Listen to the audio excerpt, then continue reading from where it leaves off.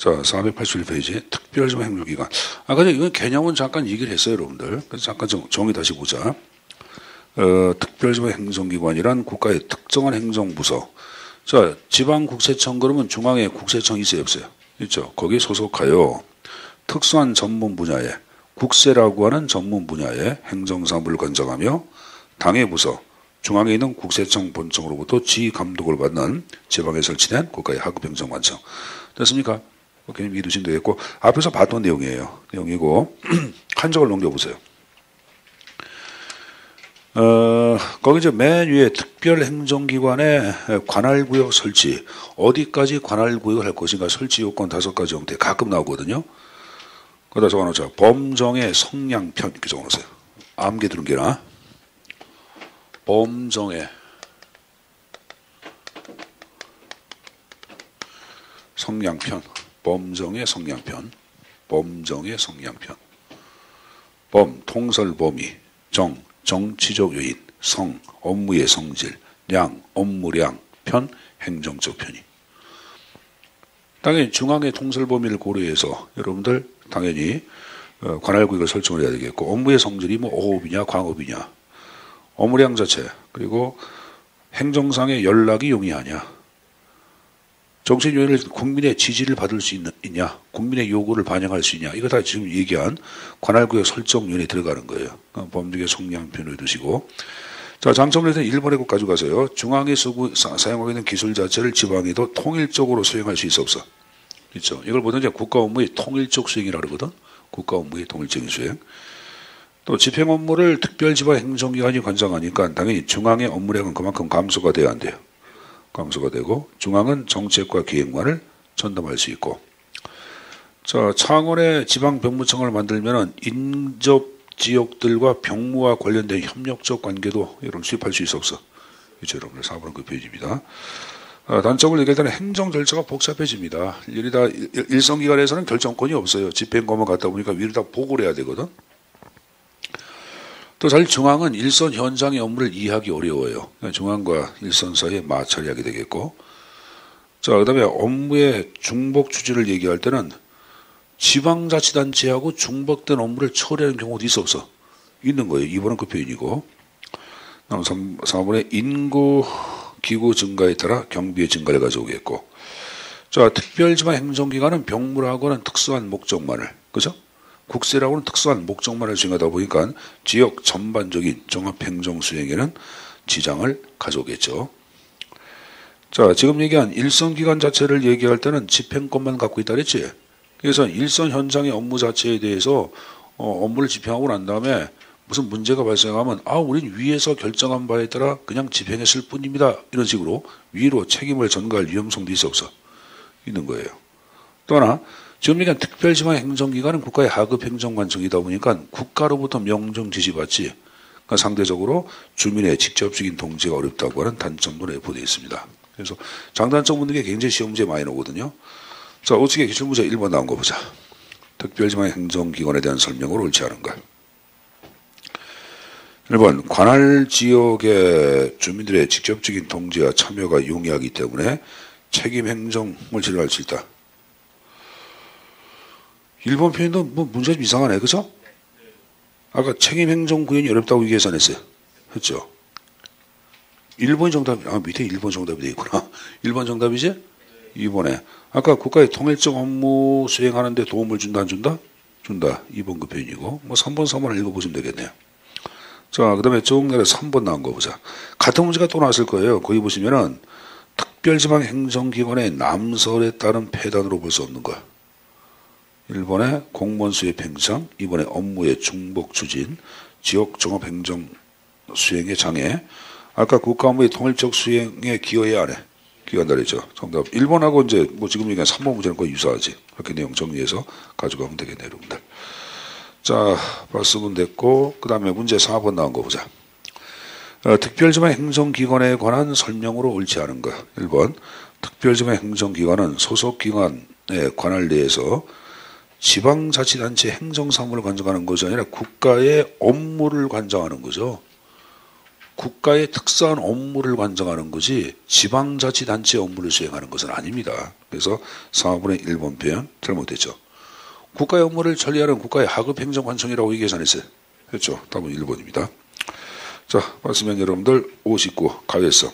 자, 제가 가외성 출제 논증은 굉장히 크다고 말씀드렸습니다. 여유분, 남는 것, 초과분, 중복성 등등을 얘기했어요, 여러분들. 그래서 이건 뭐 설명을 좀 생략하겠고, 하단의 생산성은 두 가지가 결합된 거죠. 뭐하고 뭐 능률과 효과를 결합한 것이 바로 생산성이라고 말씀드렸어요.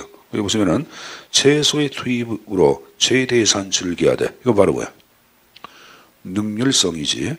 그 산출이 실적 아니야. 그 실적이 목표 달성. 목표분의 실적은 바로 뭐야? 효과성 아니야. 그래서 양자를 결합한 것이 바로 생산성. 이 생산성을 다른 말로 뭐라 그래요? 효율성에도 상관이 없습니다. 생산성, 효율성 같은 말이에요. 자, 교재 487페이지. 자, 맨 위에 문제 1번. 국가직 9급 16년도.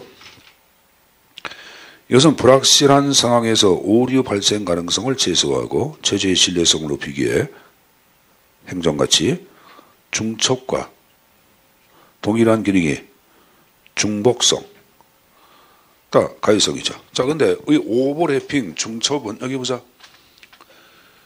일정 부분에 중첩되어 서로 협력적 관계를 형성하는 것이 오버래핑이라고 배워서 안 배웠어. 영어로 외워두셔야 합니다. 제가 기상청과 소방 관제 업무를 관장하는 관청이 일정 부분에 중첩돼서 서로 협력적 관계를 형성했다. 이건 지금 얘기한 식으로 바로 뭐가 되는 거야? 중첩성이고, 자, 여러분들 동일한 기능 자체를 독자적인 다른 기관에서 동시에 수행하다 보면은 이게 듀플리케이션이라 그랬지. 학원의 영원생이 둘이 똑같이 독해한다. 그럼 이게 듀플리케이션 중복이야. 그럼 동일한 기능을 각자 수행하다 보니까 갈등과 대립을 야기하는 거예요. 그러니까 중첩은 협력을 강조한 말이고 듀플리케이션은 갈등이 등장할 우려성을 보다 강조한 표현이 있습니다. 그 양자의 표현도 구분해서 가져가야 돼.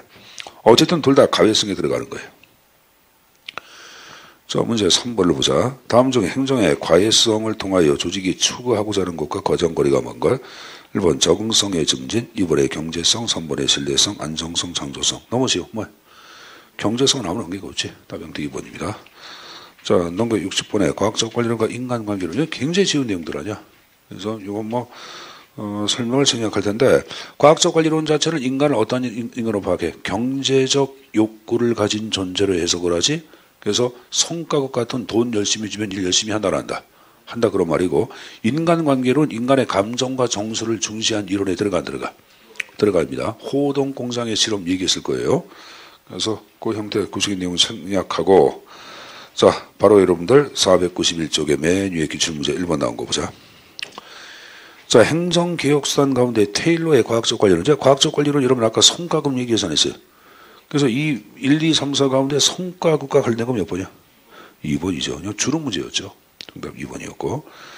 2번 다음 중 인간관계론의 주요 내용이 아닌 걸 이렇게 나왔어요. 자, 1번에 사회적인 능력과 사회적 규모에 의한 생산성 결정. 2번의 시간 동작 연구. 이게 바로 테일러가 파악하고 있는 과학관리와 기업관리의 원리 원칙을 뭐라 그래요? 시간 동작 연구라고 배워서 안 배워서? 배웠지. 2번은 과학적 관리론이죠. 뻔한 문제입니다. 넘겨서 61 사회적 자본. 자, 이거 뭐 최근에 등장한 자본인데 그래도 약간 좀 높네요. 맨 위에 의 나온 거 보자. 공동의 목표 또는 공동의 문제를 해결하기에 사회 성원 간의 협력을 가능케 하는 사회적 구조나 조건을 사회적 자본 그러는데, 거기 신뢰, 사회적 연계망, 호혜적 규범, 공동체주의가 바로 뭐다? 사회적 자본을 대표하는구나. 그 밑에 자, 사회적 자본은 유형의 자본이야, 무형의 자본이야? 무형의 자본이고 공공재 속성 내포돼서 안 돼서 비배제와 비경합성의 성격 내포되다 그 말이에요, 여러분들. 다음 세 번째, 도덕적 순환은 서로 누적 강화시킨다고 표현이에요. 예를 들어서 여러분들 연결망이 강화되면 신뢰도 강화돼야 안 돼. 되고 공유하는 규모도 커져 안 커져? 커지죠. 서로 누적 강화시킨다고 표현입니다. 자, 순기능, 역기능에서 의외로 시험 문제가 많이 나와. 자, 사회적 자본을 얘기할 때는 정보 획득벽의 감소를 가져와 안 가져와? 우리 남학생들 아마 여학생들 오늘 보니까 학원에서 행사 스터디 하는데 4명이 한다 그러면 그것도 바로 연결망이니까 바로 뭐가 되는 거야? 사회적 자본이야. 그러면 여러분들 한 사람이 혼자 공부하는 것보다 여러 사람이 정보를 공유해서 함께 공유하다 보니까 그만큼 정보 획득에 있어서 시간과 각종 여러분들 비용을 절감할 수 있는 장점이 있는 거예요. 1번은 그 표현이고, 두 번째, 실리를 통한 효과적인 제재, 통제 가능합니다. 공동체의 결속감 독특화시켜주고, 자, 시민 참여의 네트워크를 통한 밑줄, 지역사회 발전에 기여합니다. 이것을 뭐 조직 지역사회 발전을 저해한다, 뭐 조직 발전을 저해한다, 그럼 무조건 X예요, 여러분들. 알았어요? 출제에서는 항상 이게 많이 나와. 지역사회 발전을 저해한다, 뭐 조직 혁신을 저해한다, 조직 발전을 저해한다, 이렇게 바꾸는 문제가 한 문제가 나옵니다. 알았습니까? 이게 굉장히 중요한 표현이야. 거기 첫 번째, 정보 획득 비용의 감소를 다른 말로 뭐라 해요? 거래 비용의 감소로 상관이 없죠. 정보를 얻기 위한 거래 비용의 감소에도 같은 말이에요. 정보를 얻기 위한 거래 비용의 감소에도 같은 말이고, 그다음에 승기령의 마지막 집단 행동의 딜레마란 말은 뭐야? 집단 속에서 발생하는 무임승차 의식이죠. 나 하나쯤이야. 좀 참여 안 하면 어때? 이것은 바로 뭐야? 공동체식이 있는 게 없는 게 없는 거지. 그래서 사회적 자본, 공동체식을 강화시켜줌으로써 집단 행동의 딜레마 극복할 수 있다 없다? 있다. 자, 물어보자. 사회적 자본은 국민의 소득 증진에 이바지한다. OX. 소득 증진에 이바지한다. OX. 소득 증진하고는 아무런 관계가 없는 거예요. 사회적 자본은 무슨 관계가 있어? 자본이니까 소득 증대 그러면 안 된다? 이건 여러분들 뭐 소득 증대하고는 관계가 없습니다. 그것도 가끔 나오는 문제입니다. 좀 정리해 두시고. 자, 역기록 나온 거 봐.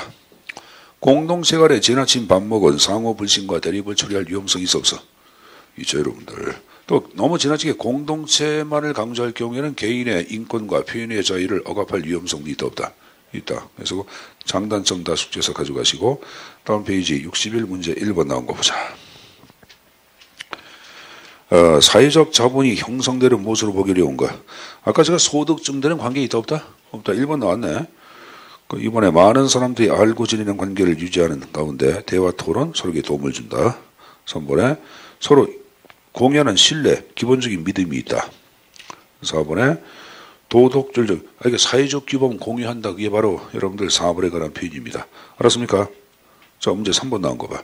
사회적 자본에 대한 설명을 옳지 않은 게 나왔는데, 아까 여러분들 조직의 발전, 지역사회 발전을 저희의 조직의 발전에 기여한다 그랬지. 항상 그런 문제 나온다 그랬지. 몇 번이야? 3번 정답이네, 여러분들. 혁신적 조직 발전을 저해한다. 그거 아니지, 여러분들. 됐습니까? 자, 몇 가지 키워드만 가져가시면 돼. 다음 페이지 공공선택 이론 모형. 우리가 앞에서 이 개념 정의 다 했어요, 여러분들. 했기 때문에 자, 문제를 풀면서 부연 설명하겠습니다. 500페이지. 자, 문제 1번 나온 거 보자. 공공선택론에 대한 설명으로 옳지 않은 걸 이렇게 나왔어요. 자, 1번에 공공선택론은 역사적으로 누적 및 형성된 개인의 기득권을 타협하게 한 것. 개인의 기득권을 타협하게 한 것이 아니라 개개인의 서로와 선택을 강조한 이론이에요. 우리 개체주의 방법론 배운 거 기억나나? 자, 여기 보자. 공공선택 이론은 한 장을 넘겨보세요. 앞쪽으로. 498페이지 맨 위에 북해론과 톨락의 비용 극소화명이라는 게 나오죠. 이것이 바로 이제 공공선택 이론 모형을 최초로 등장시킨 경제학자야. 북해론 톨락. 북해론은 이제 노벨 경제학상을 탄 사람인데, 자, 이 사람은 이런 얘기합니다. 여러분들 496페이지. 자, 거기 이제 의사결정 비용에 관한 내용이 쭉 나오고 있는데, 여기 보자. 요거는 비용이고, 코스트. 요즘은 결정하는 사람이야. 자, 그리고 여기서 두 가지 형태가 나오는데, 내부 비용과의 비용. 여기 보세요. 결정에 관여하는 참여자의 숫자가 많을수록 의사결정 비용은 증가할까 감소할까? 한 사람이 결정할 때하고 두 사람, 세 사람, 네 사람 갈수록 계속 음료수 갖다 놓고 처먹고 얘기하고 떠들고 싸움질하고 그러면 결정이 잘 돼 안 돼? 안 되지. 그러니까 여러분들 참여자의 숫자가 많을수록 이 지금 얘기한 의사결정 비용은 증가해. 이 의사결정 비용을 내부 비용이라 그래요. 인터널 코스트. 이걸 이제 IC라고 그러는 거야. IC. 거기 IC란 말 나왔어 안 나왔어? 나왔지. 자, 그 다음에 이번에 보자. 그러면 의사결정 과정에 많은 사람들이 참여하면 참여할수록 집행 과정에서는 그들의 지지를 받아 안 받아? 집행에서는 그들의 지지를 받아 안 받아? 받지. 왜? 그들의 결정 과정에서 그들의 의견이 반영됐으니까 집행 과정엔 지지를 받겠지. 그래서 external cost, EC, 이걸 집행비용이라 그래. 집행비용 점차 감소가 돼. 알았어요? 그러면 여러분들 이걸 몽땅 다 더한 것이 바로 총비용이지. 그럼 총비용 그래프를 그러면 이런 그림이라고. 이런 그림이나. 토탈 코스트. 그러면 여러분들 여기서 여러분들 적정한 참여자를 결정하는 것이 의사결정 비용의 극소화를 가져와 안 가져와? 가져오죠. 이게 지금 얘기한 부캐넌과 둘리에게 파악한 비용 극소화 모형, 적정 참여자 수 모형을 얘기하는 거야. 그러니까 정부의 의사결정 과정 자체를 경제학자들이 연구한 이론 모형을 얘기하는 거예요. 알았습니까? 어? 자, 근데 이제 여기 보세요. 여기 보면 뭐 중보, 뭐 중위 투표자 정리부터 해가지고 애로의 불가능성 정리 여러 가지 이론들이 나오는데, 선생님 보자. 그걸 행정학에 도입한 인물이 바로 누구냐? 자, 수업 시간에 오스트롬 부부 얘기했어요. 마누라하고 남편 얘기했잖아. 뭐 학교 선생하고 그 조교였다. 결혼했다 그랬잖아. 어? 그들이 이제 1973년도 행정학의 지적 위기라고 논문을 발표해. 그 논문에서 요 이론을 행정학에 도입하는데 그 이유가 바로 뭐냐? 정부 실패 현상 자체를 치유하기 위한 대안으로 만들어요. 정부 실패 현상을. 자, 그럼 이들은 정부 실패를 뭐로 파악했냐? 독점에 근거한 일방적 배분이 정부 실패를 가져왔다고 파악하는 거야. 그러면 독점에 근거한 자원의 일방적 배분이 정부 실패를 가져왔기 때문에 이를 극복하기 위해서는 어떻게 하냐? 분권화된 시장으로 옮겨서 공공재를 공급하자고 파악한 거야. 그럼 시장이라는 장소는 공급자가 하나 여러 개야. 여러 개죠. 자, 그럼 수많은 소비자가 있어 없어? 있죠. 그러면 정부가 공급자가 되는 거고 누가? 국민이 소비자가 되는 거야. 그러면 국민 입장에서는 자, 이 철도청에서 철도 사업을 혼자 공급하는 것보다는 여러 기관이 공급한다고 가정해보자. 그러면 각각 국민들은 그들의 선호 자체를 극대화시켜주는 공급 자체를 서로 찾아가 안 찾아가? 찾아가죠. 그럼 모든 사람의 선호가 동시에 만족하는 점에서 공공재 공급이 이루어지는 거죠. 모든 사람의 선호가 동시에 만족하는 점을 파레토의 최적 상태라고 했고 블랙포인트. 파레토의 최적 상태를 파악하기 위해서는 한 사람의 선호를 분석해야 돼. 그래서 개체주의적 방법론 기억나나? 기억나죠 여러분들? 미시이론이라고 배워서 안 배웠어? 배웠죠. 이번에 공공세 이론명이라고 좀 배웠을 거예요. 그러면 지금 얘기한 여러분들 그 2번은 맞는 표현이고 1번에 뭐 기득권 타파가 아니라고 잘못된 거고 이거 좀 문제가 좀 잘못했어요. 3번 봐봐. 공공선택론에서는 공공서비스를 독점 구입하는 전통적 정부 거래자 시민 요구에 민감하다. 맞아요 틀려요? 맞아요 틀려요? 여러분 독점적 공급은 민감한 반응이 돼야 안 돼. 자 여기 보자. 선생님 보세요. 아 이거 어려운 거 아닌데 철도공사에서 철도 사업을 일방적으로 공급해 안 해? 하죠. 나는 여러분들 싫어 안 좋아? 나 이렇게 시간표 지들 개새끼를 마음대로 바꿔놓고 내가 술세는 욕하는 거 아니야? 그러면 내가 이 씨발놈들아 시간표 좀 바꿔줘. 그러면 걔들이 뭐라 너 타고 다니지 맘마 이렇게 나오는 게야. 너 안 타도 돼.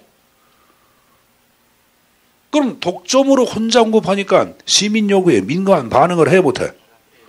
못하는 거예요 여러분들. 그러니까 그 문제 현실이 잘못 생겨서 민감하게 반응하지 못한다로 바꿔놓으셔야 돼. 문제를 잘못 이기했어요. 미안합니다. 알았습니까? 민감한 반응을 보지 못한다. 그게 맞는 거예요.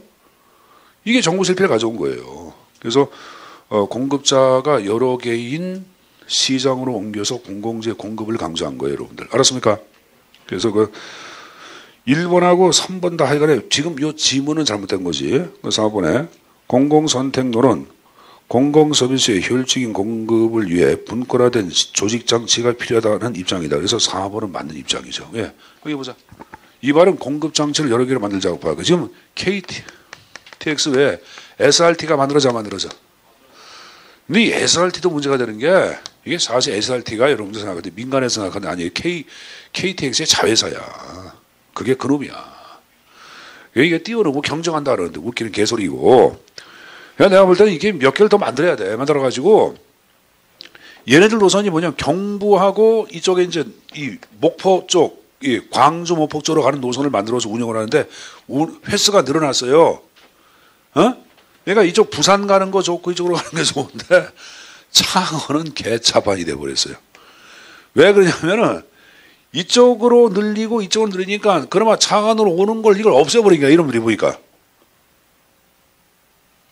이걸 없애버린 거예요. 없애버리고 이쪽을 여러분들 이쪽에다가 더 노선을 더 주력해 놓으니까 이 소외를 소외된 게 안 된 게 된 거지. 이거 어떡하지? 지금 뭐 최순실 그 국정농단 때문에 여러분들 이게 굉장히 이럴 때 얘네들이 이렇게 한 것 같은데 이거 어떻게 해? 이거 어떡하지? 여러분 한번 대안을 한번 제시해봐. 무슨 좋은 방법 없을까? 예? 창원시에다가 한번 얘기 한번 해보세요. 창원시에다가 한번 얘기. 그거 좋은 방법이고. 또.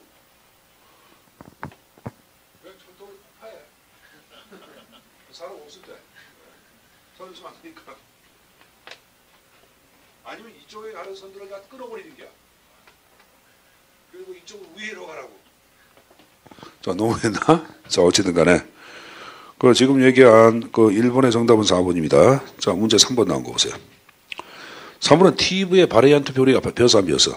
배웠죠. 이게 굉장히 문제가 좀 어렵게 나왔는데 그것도 공공선택 이론무형이라고 얘기했죠. 자, 그래서 이제 여기서 파악하고 있는 TV의 바리안트 표가 구현되게 한 전제조건 가정이 있어 없어? 그 가정을 묻는 건데. 자, 1번 나온 거 보자. 자, 1번은 완전한 정보 배웠어 안 배웠어? 그렇죠. 1번은 그 표현이에요. 공공재 조세에 대한 정보가 공개되어 주민들이 그 내용을 알지. 완전한 정보고. 2번은 외부 효과가 존재하지 말아야 한다고 이 계산했어요. 했죠. 2번은 그 표현이고. 자, 3번 넘어가시고. 자, 그 다음에 4번 자체를 얘기할 때는 다수의 마을 얘기 계산했어요. 했죠.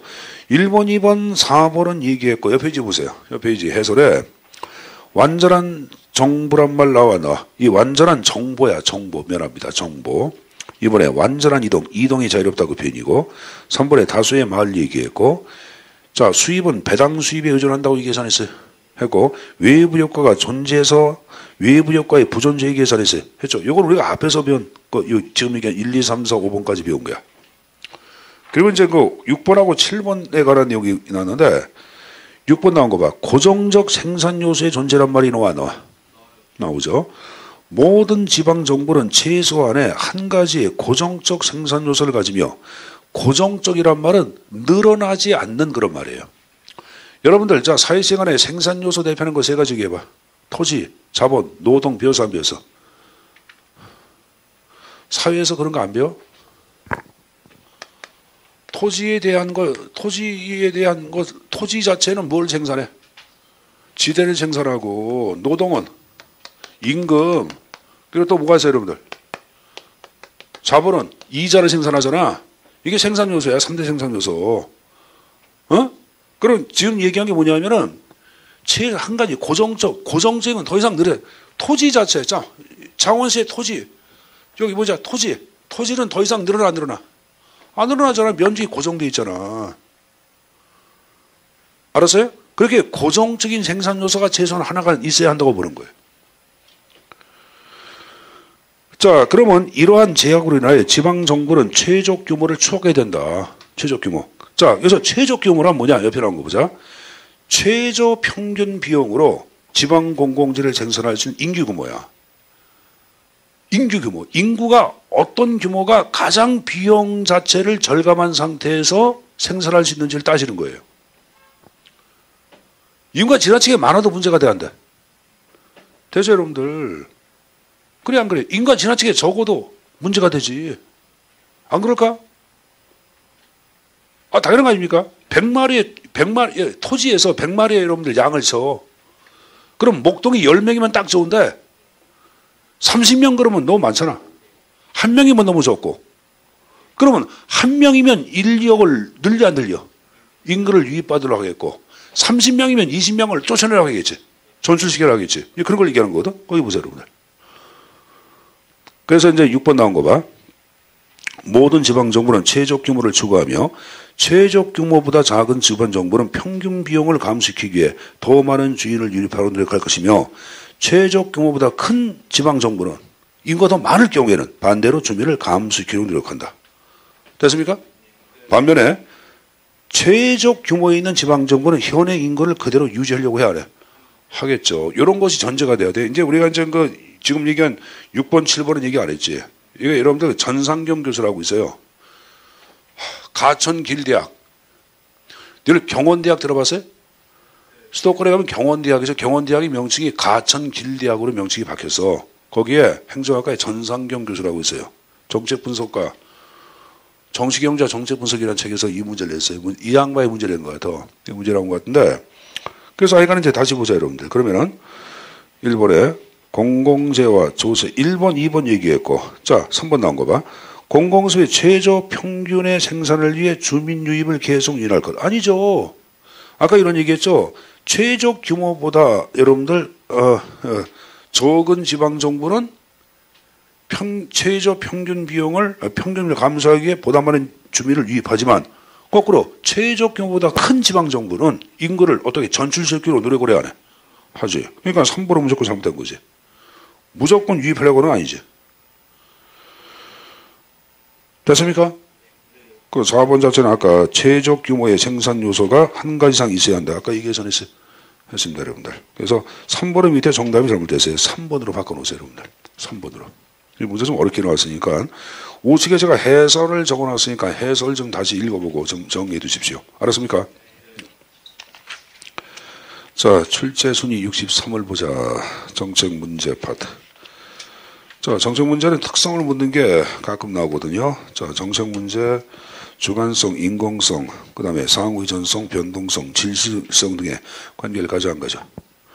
정책 문제, 소망성 들어가 안 들어가? 문제가 소망하다 말이 이상하잖아. 환경 오염, 그게 소망스러운 거야? 그런 거 아니죠, 여러분들. 거기 상호의존성이 맞지, 뭐 상호 독립성 틀리겠죠? 동태성이 맞지, 정태성 아니죠? 인공성이 맞지, 여러분들, 뭐, 자연 발생적, 그러면 틀리겠지. 그래, 안 그래요? 그렇죠. 그리고 모든 사회 문제가 정책 문제가 되는 것은 아니죠. 여러분들, 사회 문제 가운데 정부가 심각성을 인식하고 공식적 의제로 선택되면 정책 문제가 되는 거지. 그래, 안 그래요? 여러분, 제가 이런 얘기 했죠. 지금 창원으로 KTX 자체가 형편없이 줄어들었다. 그럼 이거 우리가 문제를 제기한다고 해요. 이게 바로 정부의 공식적인 안건으로 선택되는 것은 항상 아니잖아. 그러니까 여러분들 그 2번은 그 표현이에요. 알았습니까? 자, 2번에 정책 의제 형성 변수가 쭉 나왔는데 어느 것들이 정책 의제로 형성되는지 1번 최고 책임자가 관심 갖고 있는 것, 두 번째 해결책이 있어야 되겠죠. 그 세 번째 유행성. 유행성 과거의 성공 사례를 얘기하는 거야. 성공 사례. 여러분들 여기 보자. 정부에서 정책 의제로 선택할 경우에는 과거의 성공 사례가 있나 없나를 아주 중요한 변수로 파악을 하겠지. 만약에 정부가 정부 의제로 선택을 해가지고 이걸 여러분 해결하기 위한 정책을 만들어 집행을 했어. 근데 만약에 실패했다. 그럼 차기 대권 구도와 정권 연장에 치명상을 줘 안 줘? 주는 거 아니야. 그럼 이야기하면 해결책이 있는 거야. 과거의 성공 사례가 있는 것, 이런 것들을 정부에서 선택한다고 보는 거예요. 그다음 4번, 5번, 6번 문제가 얼마나 심각하냐. 이 문제의 심각성을 사회적 유의성 그러는 거예요. 사회 전체에 충격을 주는 정도거든. 같은 말이지 뭐. 그 다음 기술적 복잡성은 높을수록이야, 낮을수록이야? 낮을수록이에요. 여러분, 이 복잡성은요, 앞에 뭐가 들어가신지 간에 낮을수록 정책 문제야. 앞에 뭐가 들어가든지 간에. 기술적 복잡성이란 말은 문제 해결에 필요한 지식이나 기술의 정도를 얘기해. 알았어요? 그럼 너무 고도의 지식이나 기술을 요구할 경우에는 여러분들 이거 해결하기 쉬워요. 실패될 거 아니야. 실패. 그러니까 오히려 이게 낮을수록 성공할 가능성이 크기 때문에 낮을수록 정부 의제로 선택이 이루어지는 거예요. 이해관계가 복잡한 거하고 단순한 거 어느 게 해결하기 쉬워? 단순한 거니까 무조건 복잡성은 낮을수록이야. 알았어요? 무조건 낮을수록. 자, 뭐 그 정도 정리했으면 됐습니다. 자, 문제 풀면서 이걸 좀 정리해보자. 504페이지. 자, 문제 1번. 정책 문제의 특성으로 보기 어려운 거. 아까 얘기했고 소망성 들어가 안 들어가? 안 들어가지. 자, 2번. 다음 중 어떤 정책 문제가 정책 의제로 채택될까? 가장 낮은 거야. 일단 해결성이 높으면 정부 의제로 선택이 돼야 한다. 3번에 선례가 있는 거야. 4번에 집단의 규모가 아주 커. 그럼 정책 의제로 선택이 되겠지. 정답은 2번이죠. 이해관계가 넓게 분포가 돼 있고 조직화의 정도가 낮으면 뭐가 발생해? 나 하나쯤이야. 집단 행동에 딜레마. 나 하나쯤이야. 좀 참석 안 하면 어때?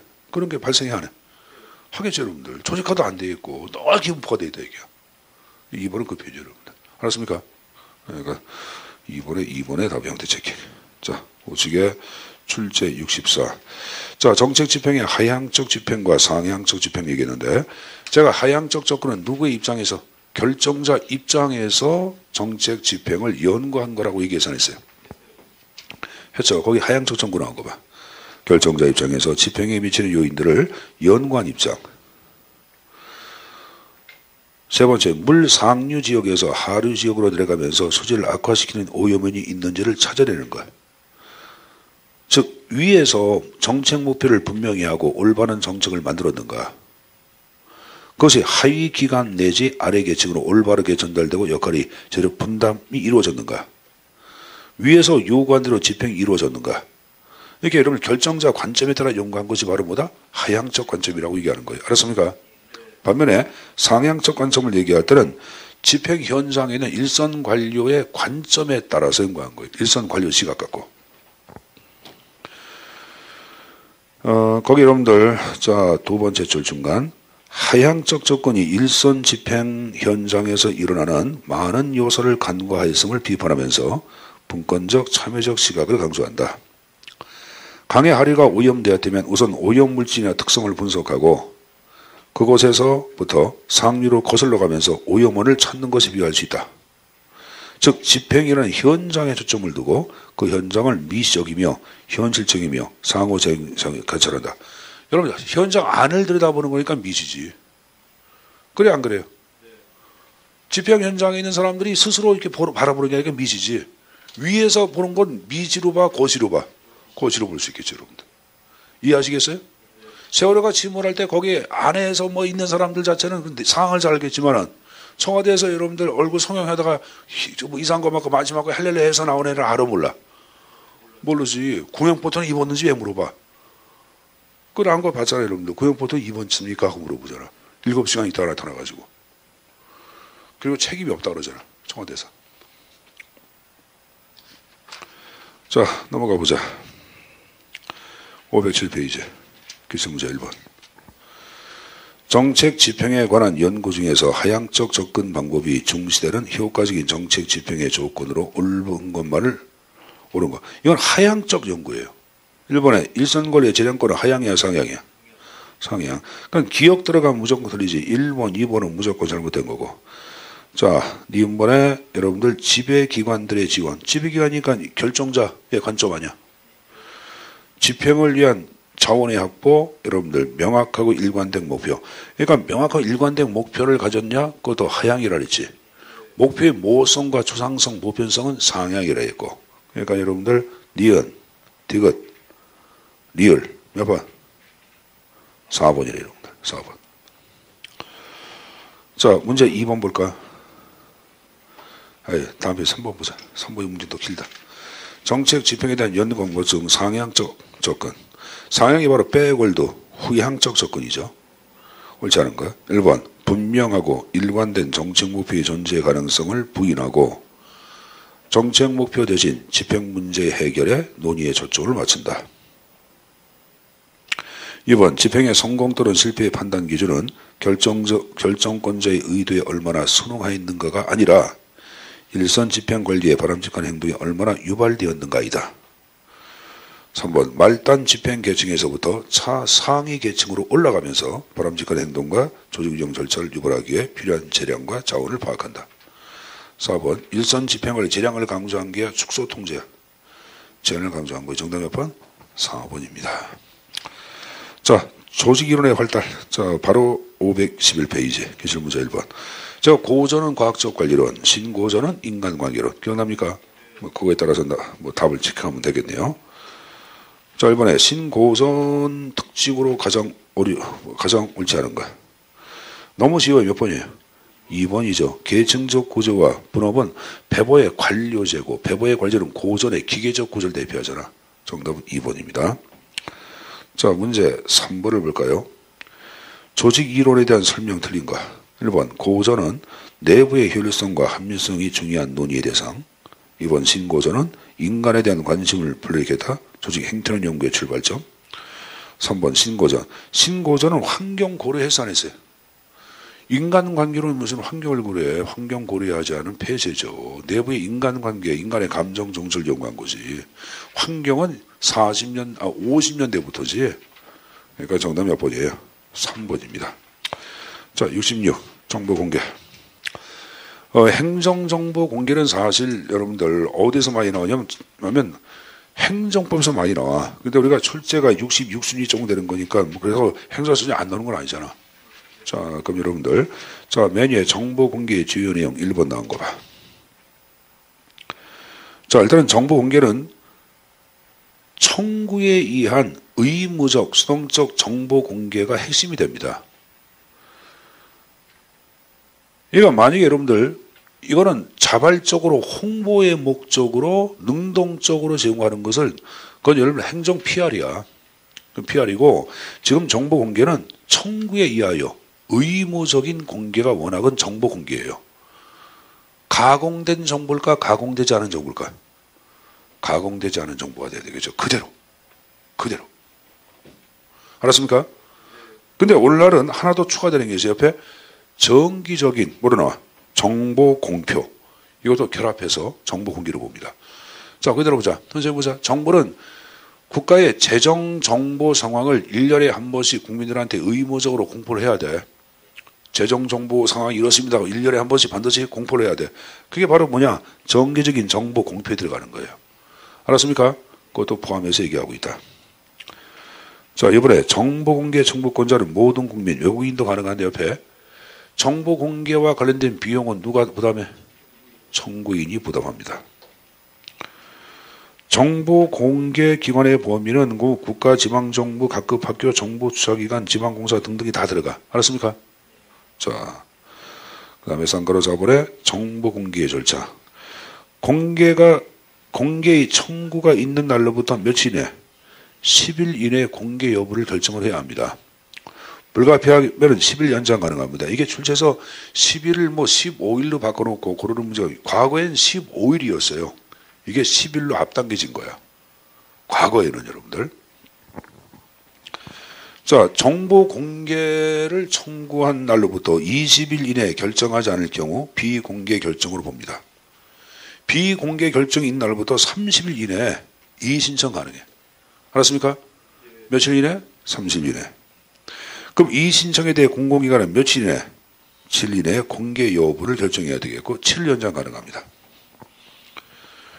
자, 이의신청 외에 행정심판이나 행정성 제의 가능한데 거기 봐봐. 의무적 전치적 절차 없다. 이게 무슨 말이야? 그러니까 여러분들 이의신청 없이도 행정심판 가능한 거고 행정심판이나 이의신청 없이도 행정수행이 가능하다 그런 말이에요. 그걸 여러분들 임의적 전치상 그러지 의무가 아니라. 알았습니까? 알았죠? 근데 선생님 보자. 소청심사 있죠? 소청심사는 의무적 전치사항이야? 임의적 전치사항이야? 의무적 전치사항이야. 소청심사를 거친 이후에 그 다음에 행정소송으로 가는 거예요. 알았죠? 행정법에서 의무적 전치사항은 두 군데가 있다고 배웠을 게야. 근데 행정학적 관점에서는 하나만 외우면 돼. 바로 뭐다? 소청심사. 소청심사만 의무적 전치사항이다. 이렇게만 정리해서 가지고 갈 것. 알았습니까? 자, 정보 공개 법률 나왔는데, 자, 그건 여러분들 우측에 보시면은 라본에 파란색으로 직무를 수행한 공무원의 성명주의는 공개하도록 되어 있습니다. 알았죠? 일부러 적어놓은 거예요. 자, 그럼 한 장을 넘겨보자. 문제 좀 풀어봅시다. 자, 메뉴의 문제 1번을 볼까요? 우리나라 행정정보 공개제도에 대한 설명을 옳지 않은가? 1번, 국정에 대한 국민의 참여와 국정 운영의 투명성 확보를 목적으로 한다. 2번, 중행정기관의 경우 전자적 형태의 정보 중 공개 대상으로 된 정보는 공개 청구가 없더라도 공개해야 한다. 3번, 정보 공개 및 우송 등에 드는 비용은 실비 보험에 의해서 청구인이 부담한다. 아까 여러분들 외국인도 정보 공개 청구할 수 있다 없다? 있다 그랬죠. 말로도 할 수 있는 거예요. 틀린 건 아닙니다. 앞에 거는 정답 4번입니다. 자, 문제 2번 나온 거 보세요. 헌법상 알9 96년도에 공개법률 제정. 맞아요, 여러분들. 맞고. 니은번 자발적, 능동적 정보 제공, 아까 행정 피열이라고 이 계산했어요. 했죠. 이건 네 인본은 아니지. 자, 외국인도 정보 공개 청구할 수 있다고 이 계산했어요. 했죠. 이건 디귿번도 아니지. 아까 공무원의 직위 성명은 공개할 수 있다고 이 계산했어요. 했고 시민의 공기업의 결정 맞죠? 그러니까 니은 디귿을 제외한 나머지 기억, 리을, 미음 몇 번? 2번의 답이 형태 체킹. 됐습니까? 3번도 지금 얘기한 여러분들 2번과 같은 문제가 미리 나온 게야. 거기 여러분들 3번 봐봐. 직무를 수행한 공무원의 성명 주인은 공개 대상이야 비공개야? 공개 대상. 계속 같은 문제가 나왔잖아 지문이. 그 정도로 자꾸 외워둬야 합니다. 알았습니까? 자 넘겨서 순위 67위. 자 시험 나온 거 보자. 자 시험에서 항상 나오는 것은 시험의 효용성의 검증 기준이에요. 시험의 효용성.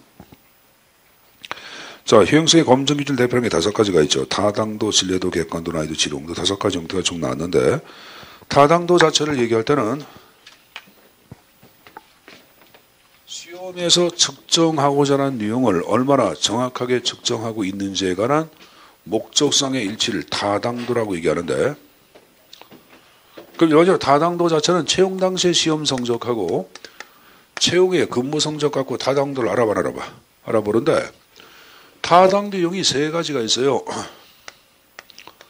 기준 타당도, 내용 타당도, 구성 타당도로 나눠지는데 기준 타당도는 이거는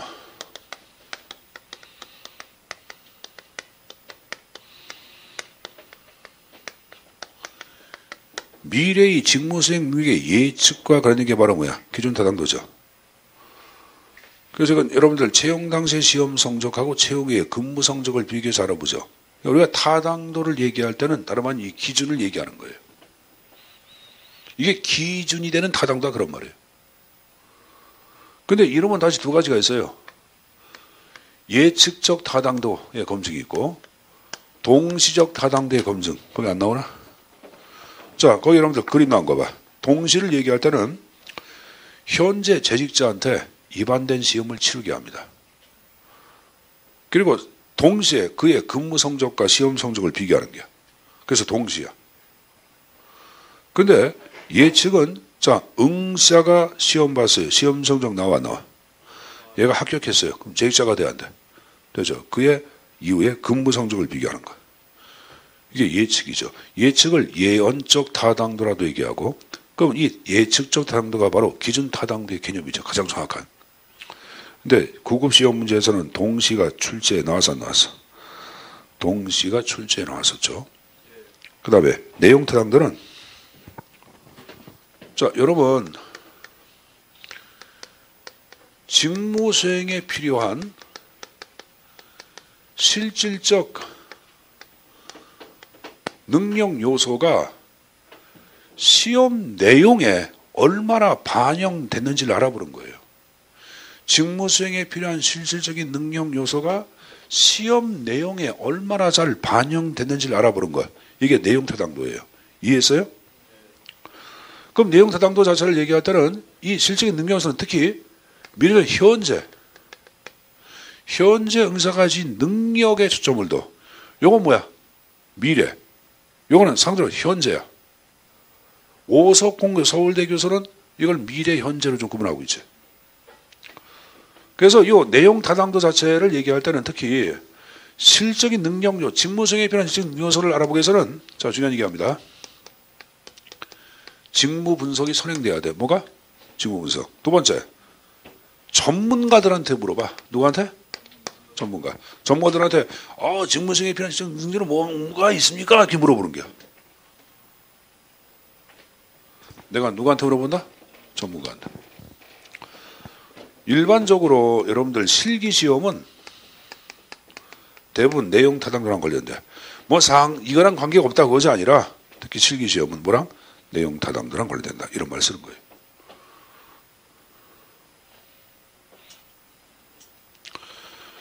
자, 구성 타당도는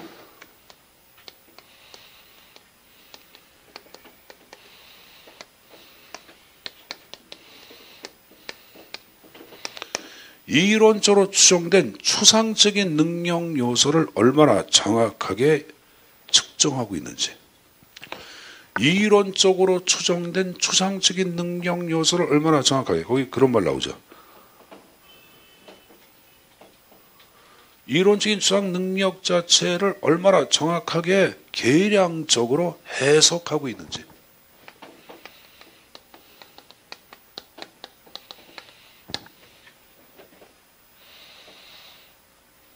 내가 계량적으로 해석하고 있는지. 그래서 계량적 지수로 보통 표현을 해. 알았습니까? 근력이란 압력 단위가 소방공무원 자체가 가져야 할 근력 지수는 압력 단위가 300 이상이 돼야 한다. 그러면 300 이상이 돼야 한다. 그러면 제가 지금 얘기한 계량적 지수로 바꿔서 바꿔줘 여러분들. 근데 원래는 400이 돼야 되는데 300으로 했어. 그럼 여러분들 구성타당도가 구현된 게 안 된 게 안 된 거지. 그래서 요거는 키워드가 계량이야. 알았습니까? 요거는 뭐가 나와? 전문가. 7급 문제에서는 이렇게 나와. 7급 문제. 우리가 지금 푸는 9급 문제고 7급 문제에서는 계속 전문가. 뭐 계량적으로 수치화시키는 거야. 구성타당도. 그럼 이 구성타당도의 검증 방법은 두 가지가 있어요. 수렴타당도가 있고 차별타당도가 있어요. 제가 수렴타당도하고 또는 뭐가 있다? 차별타당도 두 가지 형태가 있다고 말씀드리는데,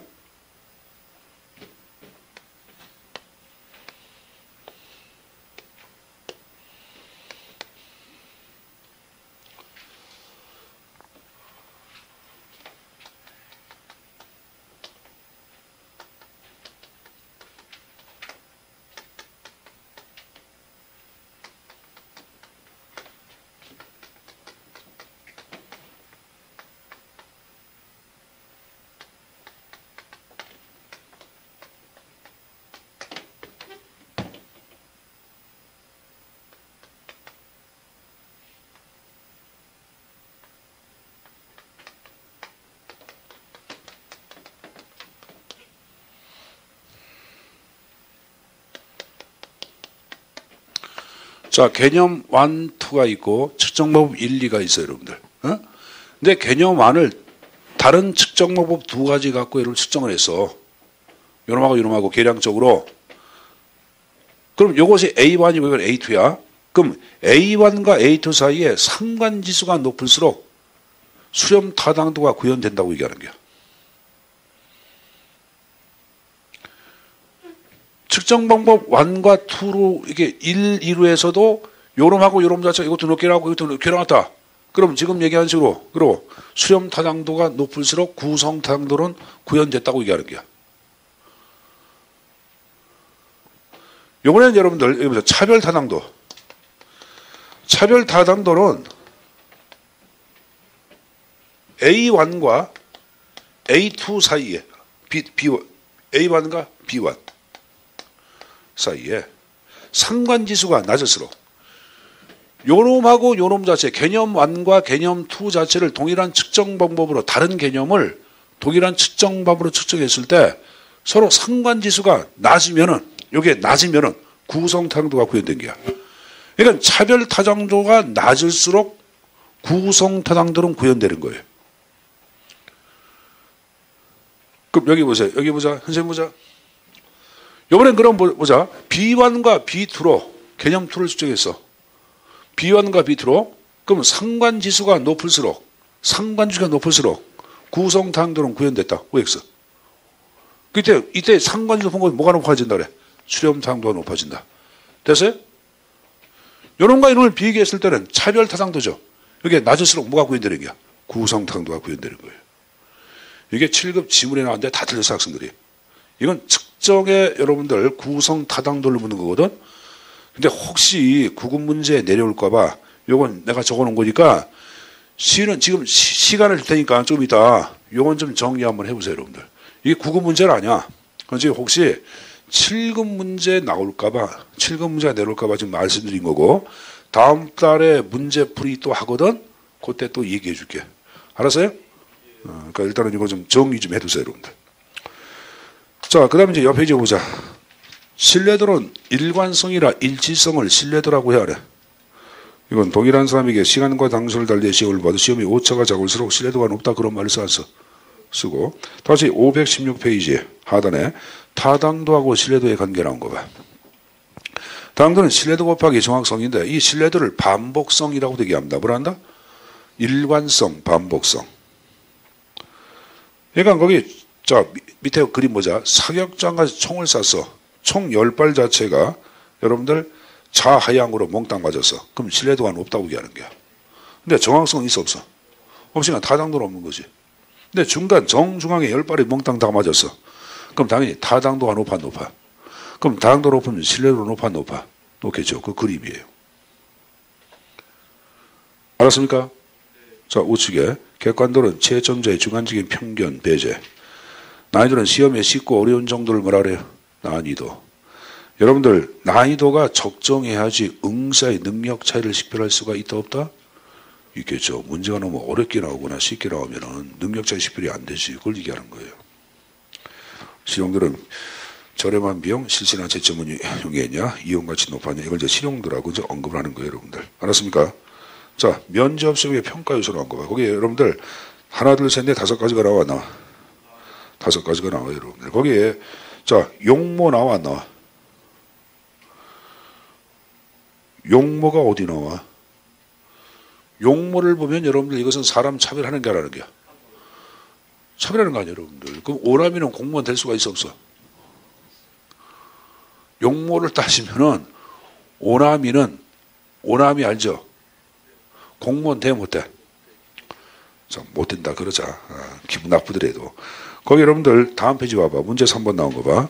공무원 임용 시험량 면접 평가에서가 아닌가? 1번에 정신자세. 뭐 3번, 4번 정답 2번입니다. 대인관계 능력 관계가 없어요, 여러분들. 그 4번에 예의, 품행, 성실성 용모 안 들어갑니다. 이거 왜 창의력, 의지력 들어가고 각각의 평정 요소가 상중 하루 매겨서 3점, 2점, 1점입니다. 15점 만점이고 10점 이상이 돼야 돼. 그러니까 여러분들 면접 수행 합격 각 평균한 최소한 평균 점수가 10점 이상이 돼야 돼. 10점 이하면 떨어져요, 여러분들. 그리고 3명이 면접 보는데 2명이 어느 한 평정 요소에 하루 평가할 때 불합격이 되는 거야. 그러니까 니들 여기 보자. 선생님 보자. 그 면접 중요하잖아. 근데 지금 얘기한 내용에서 거기 전문 지식과 그 응용 능력 나온 거 있죠. 니은 이게 행정학이야. 니은번이 행정학이에요, 여러분들. 행정학을 물어보는 거예요. 그러니까 행정학을 물어보니까 행정학 점수에서 3명 가운데 질문을 한다고. 근데 대답을 못해서 그럼 당연히 상중하 가운데 뭐를 매겨? 하가 나가는 거예요. 그럼 떨어지는 거예요. 여러분 면접이 얼마나 중요한데. 그래서 행정학하지 않는 애들이 면접에서 대부분 피를 봐. 진짜 그래도 물론 여러분들 시험 끝나고 난 다음에 면접 공부들 해야 해. 하는데 여러분들 이제 행정학 공부하는 애들하고 어떻게 질이 틀리지. 그래서 행정학 선택하는 게 훨씬 유리한 거예요. 면접에서 행정학 공부만이 떨어졌다는 일 한 번도 없어. 다른 과목 특히 이제 그 수학, 과학 그래도 많이 들어서요, 여러분들. 행정학 공부 안 해가지고. 그 여러분들은 뭐 떨어지지는 않겠다 면접에서, 그치? 갑자기 면접 보는데 행정에 전혀 생각이 안 나? 그럼 안 되겠죠, 여러분들. 자, 맨 위에 문제 1번 나온 거 보자. 다음에서 검증하고자 하는 선발시험의 효용성 검증. 자, 채용된 직원들의 시험 성적을 1년 이후에 근무 성적. 바로 뭐야? 타당도. 기준 타당도죠? 예측이야, 동시야? 예측적 타당도를 얘기하는 거예요. 뭐 이번도 뻔한 문제죠. 자, 좀 쉬었다 할 테니까 여러분들, 요거 칠판에 정리한 거, 요거 제가 구성 타당도를 얘기하는 거고, 구성 타당도는 항상 여러분들 계량적인 수치로 표시한다란다? 이 계량적으로 다 물어보는 거야. 이 측정 계량화 시켜서 점수를 비교하는 거예요. 그다. 계량적 점수화 방법이고, 요거는 전문가들의 어떤 주관 갖고 물어보는 거예요. 그러면 이 내용 타당도 같은 경우는 전문가의 주관적인 요소가 개입될 개연성이 크다고 하는 것도 내포되어 있어요, 여러분들. 그다음 문제점도 내포되어 있겠지. 어쨌든 간에 이건 좀 정리 좀 해두세요, 여러분들. 좀 쉬었다 하겠습니다.